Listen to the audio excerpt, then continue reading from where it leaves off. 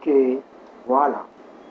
Bienvenue dans ce nouveau tutoriel. Moi, c'est votre DBA, c'est votre développeur Bitdina.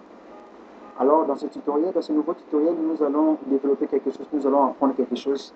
Vous savez, dans ce tutoriel, je veux vous montrer, nous allons travailler, nous allons faire une petite démonstration de voir comment utiliser SQL dans HFS SQL Client Server.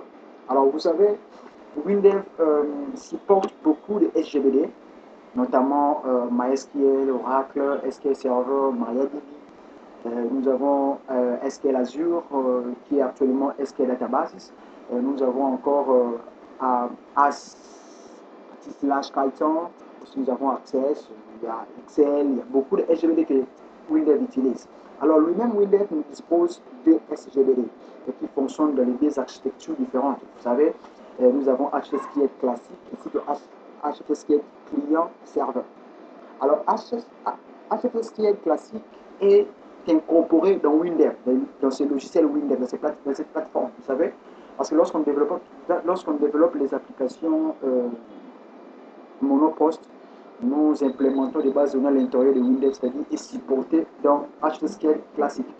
Alors, client serveur est installé comme tout autre SGBD et qui est installé à part, à l'extérieur de Windev. D'accord? Ça peut être installé dans une machine où il n'y a pas Windev.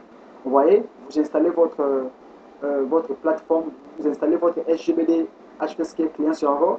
Vous pouvez faire même l'interconnexion avec Java ou avec DB, avec Python, aussi avec d'autres langages de programmation. Si par exemple, vous savez comment utiliser ODBC ou comment utiliser le pilote de connectivité.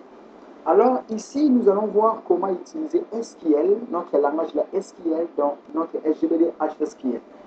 La première des choses, je vais d'abord nous expliquer, nous donner d'abord la différence concernant, SQL aussi et SGBD. Il y a une grande différence, c'est que les gens confondent.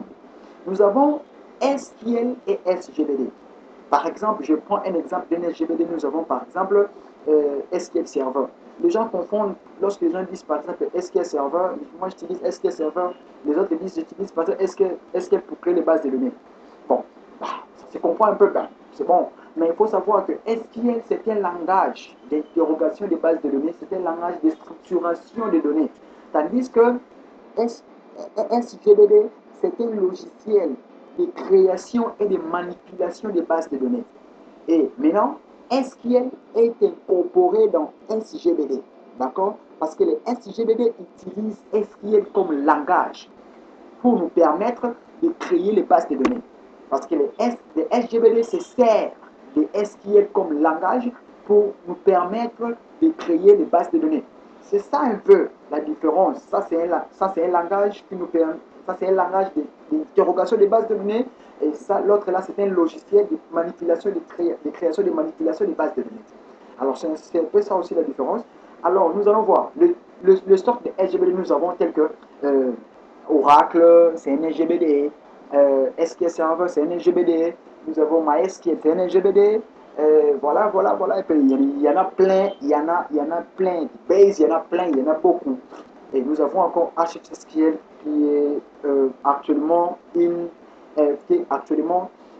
un module qui est actuellement fait un SGBD très puissant, qui a aussi une forte portabilité et qui a aussi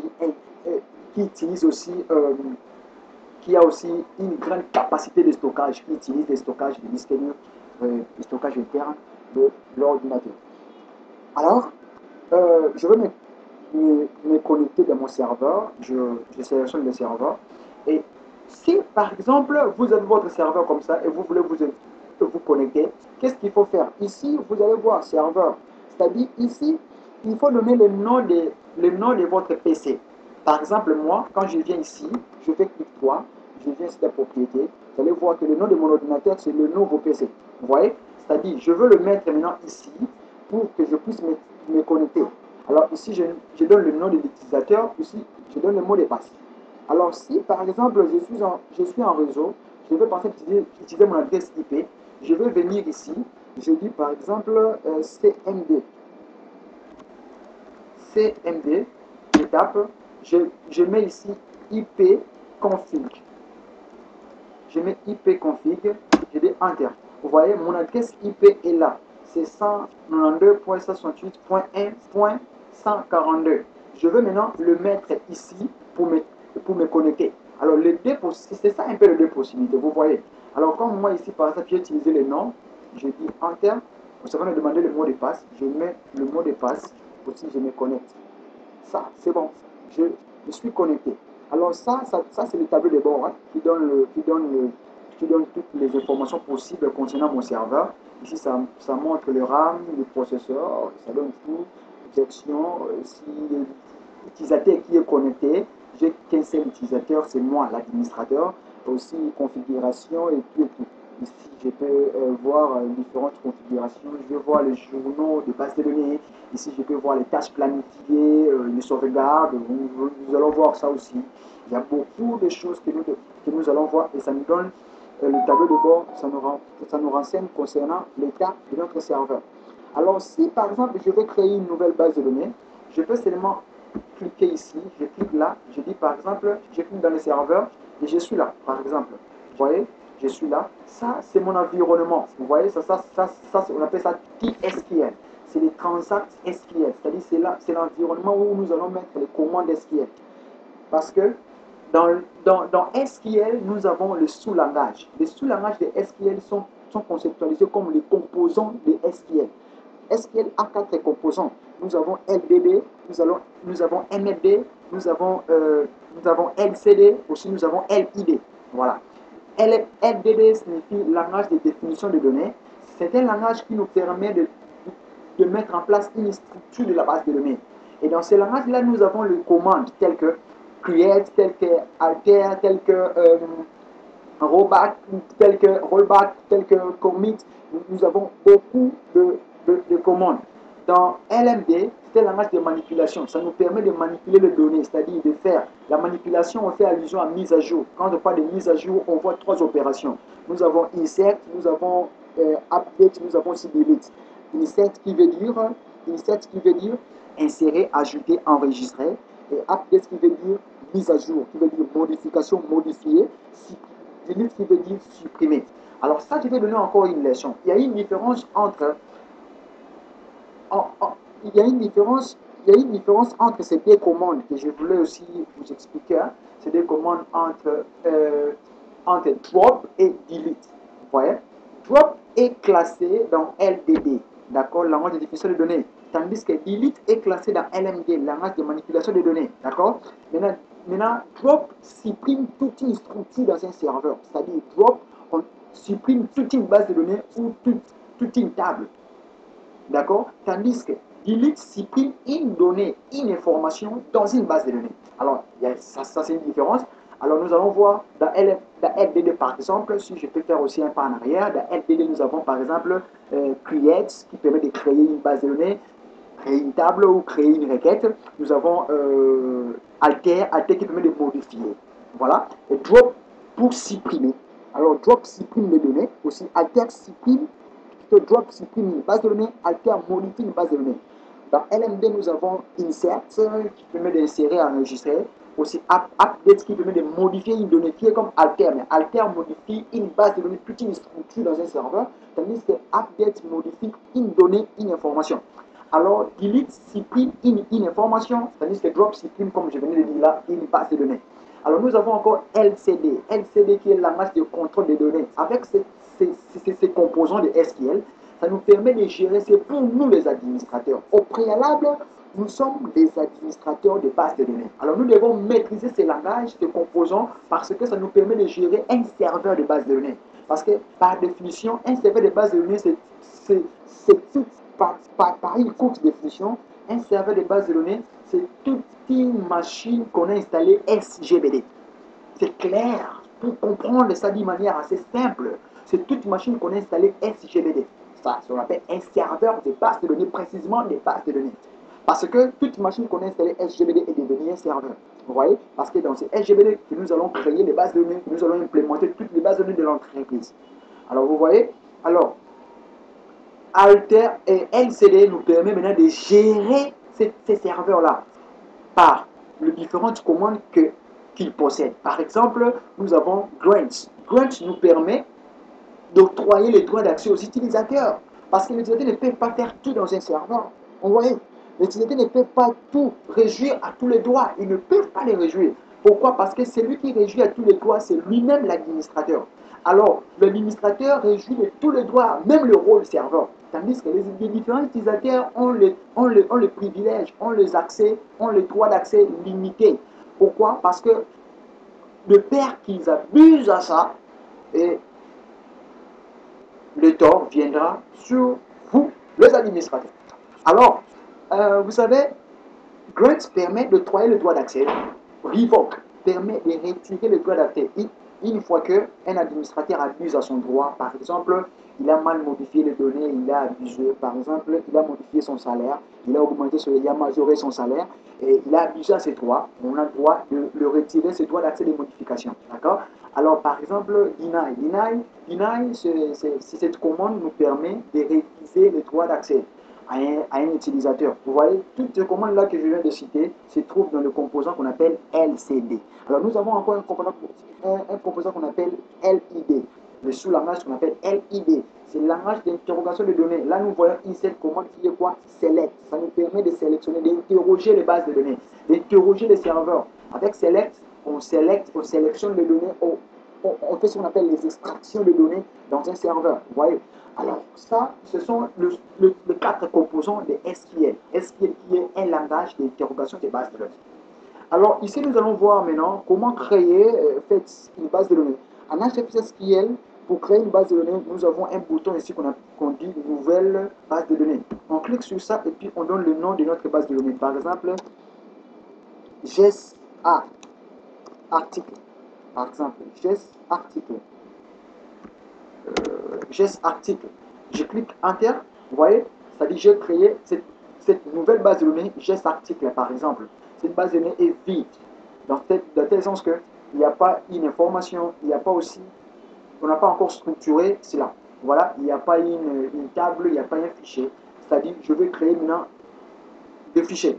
Par exemple, je viens ici, je clique là, en bas, vous voyez, je vais sélectionner ici requête vierge. Je clique là, je rentre dans l'environnement type SQL, Transact SQL. Vous voyez? Alors ici, il faut bien voir, hein, avec HFSSQL, il faut bien voir ici quelle base de données qui est sélectionnée. C'est comme un SQL Server, il y a une arborescence ici à côté qui nous dit sélectionner une base de données, c'est-à-dire cliquer sur une base de données. Voilà, ici, il faut bien voir. Si par exemple, tu te positionnes ici, tout ce que tu vas créer, ça va se créer dans cette base de données et non celle qu'on vient de créer. Alors, si il faut créer dans celle qu'on vient de créer, c'est-à-dire ici, il faut sélectionner ta base de données. Par exemple, je sélectionne ça, aussi je descends. Maintenant, je vais commencer à créer. Vous savez, dans un serveur, la commande qui nous permet de créer est la commande qui se trouve dans LDD, qui est create.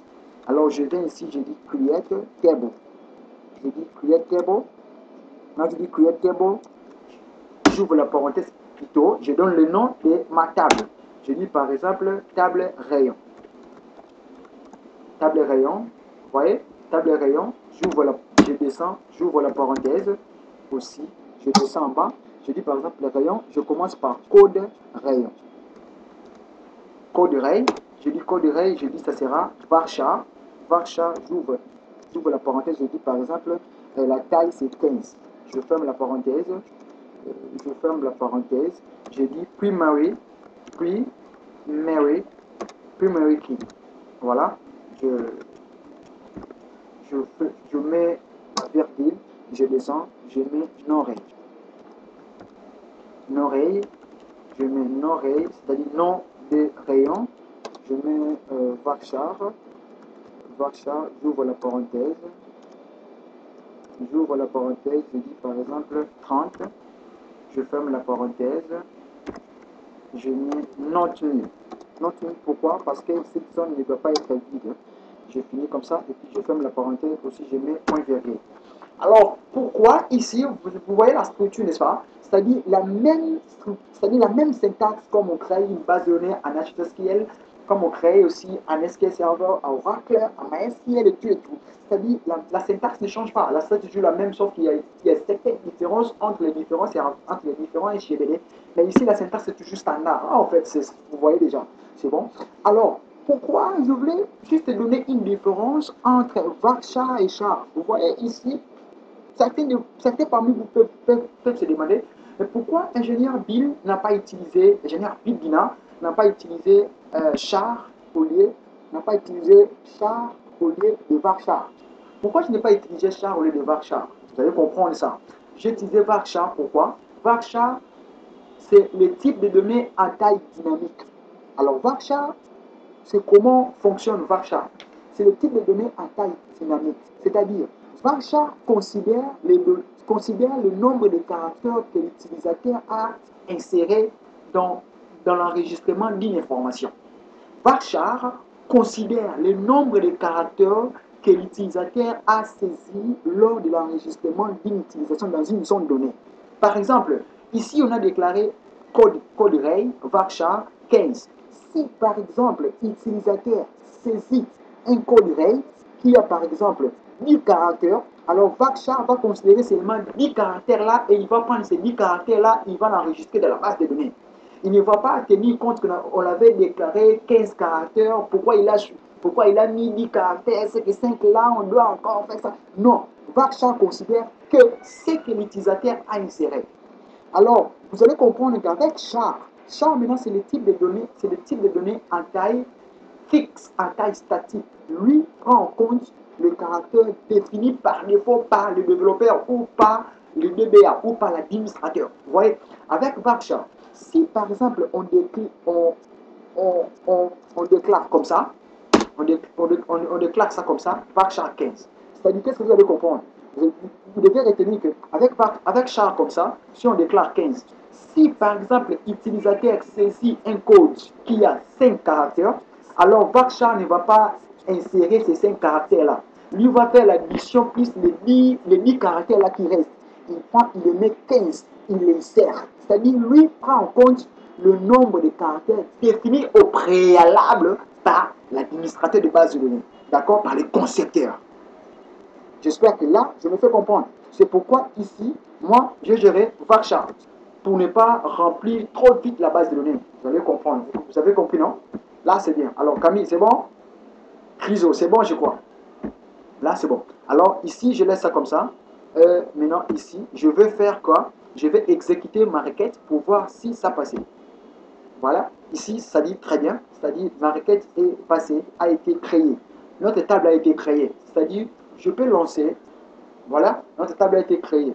Je clique ici, vous voyez voir, nous avons la table rayon qui est vide. Vous voyez, non? Je peux insérer les données. Je dis par exemple 001. Je viens ici. Je dis par exemple partie série. Vous voyez? Je viens encore ici. Je dis par exemple 002. Je viens ici. Oh, je dis ici par exemple 01. Ici, je dis 02. Si je dis par exemple boisson. Vous voyez? Ici, je dis par exemple boisson. Je rentre ici dans notre requête, je sélectionne. Ça, nous avons déjà dit. La syntaxe ne change pas. Alors, ici, par exemple, je peux dire, je vais utiliser en fait une commande select.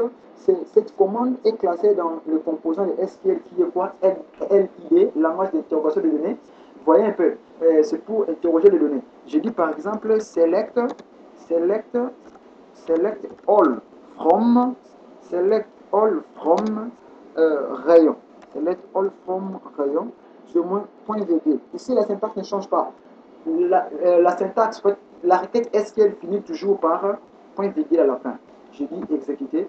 Vous allez voir que ici, ça me donne des informations ici en bas. C'est-à-dire 1, 0, 1, c'est que nous venons d'insérer. Vous voyez, non? C'est-à-dire la syntaxe ne change pas. Comment utiliser SQL? Ici, je travaille. Il y a des gens qui disent comment je peux travailler dans un serveur HFSQL. C'est comme ça qu'on utilise. C'est-à-dire, j'ai inséré les données. Je peux aussi insérer les données en utilisant les commandes de quoi? Des S et des LD et des LMD, le composant LMD. C'est-à-dire le composant LMD, nous avons, comme je venais de dire tout à l'heure là, que le composant LMD a plusieurs requêtes, d'accord, à plusieurs commandes. Nous avons insert, update, delete. Par exemple, moi je peux faire insert into rayon,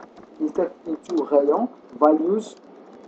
Par exemple, values, j'ouvre la parenthèse,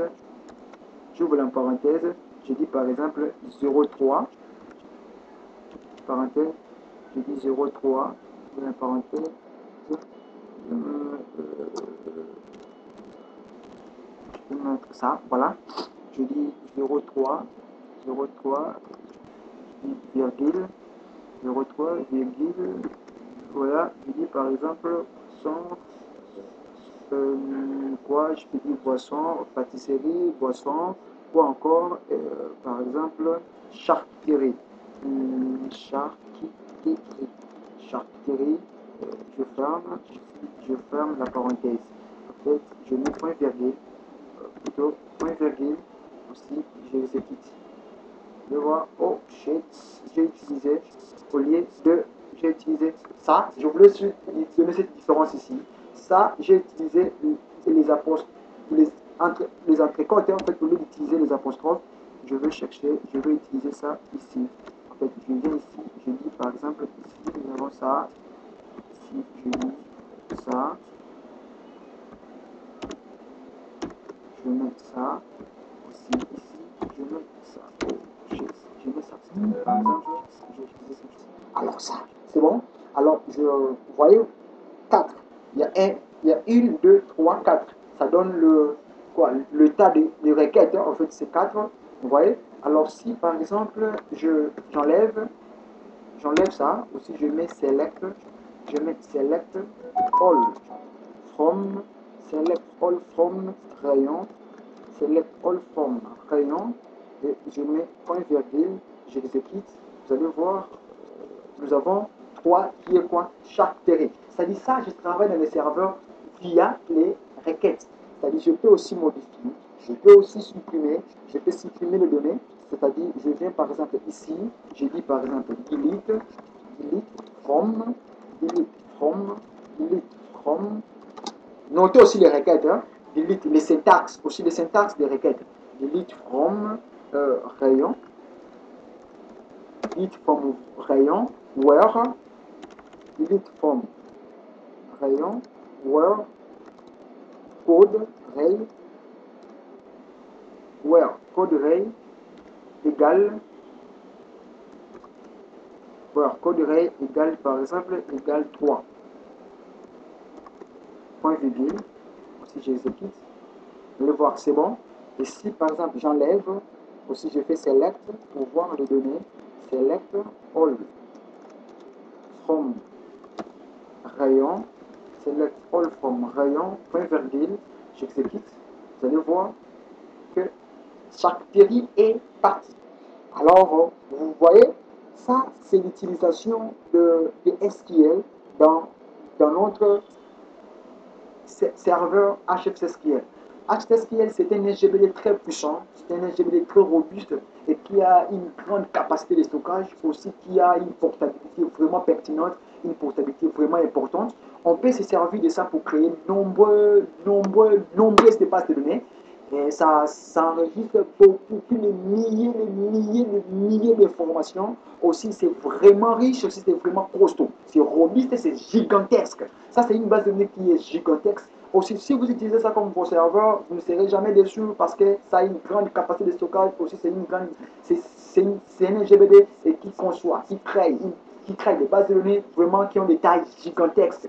Aussi, qui utilise les ressources de l'ordinateur si c'est très puissant, alors c'est vraiment costaud. Alors c'est un SGBD comme tout autre SGBD de type client-serveur, c'est-à-dire tel que SQL Server, MySQL, MariaDB, Oracle, c'est très puissant, HSQL. C'est Hyperfile, Scriptural Query Language. C'est un SGBD de Windows qui utilisait dans des architectures monoposte aussi client-serveur. Vous voyez? Alors ça, ce que j'ai utilisé, c'est client-serveur. Vous pouvez créer vos bases de données ici et puis vous interconnectez cela avec votre application Windows. C'est très facile. C'est ce que nous allons voir dans les vidéos, dans les prochaines vidéos, dans les prochains tutoriels. Et abonnez-vous à la chaîne White Universe TV. Ni pareil, c'est ici que vous allez suivre ça. Aussi, abonnez-vous aussi. Envoyez-moi vos messages, vos suggestions, aussi vos besoins. Aussi, si vous avez besoin de quelque chose, écrivez-moi dans ma page. Aussi, écrivez-moi, commentez, abonnez-vous aussi, partagez ces vidéos. C'est pour le bien de nous tous. Alors moi, je vous dis merci. Si c'était votre DBA, Vibdina, je vous remercie et le master.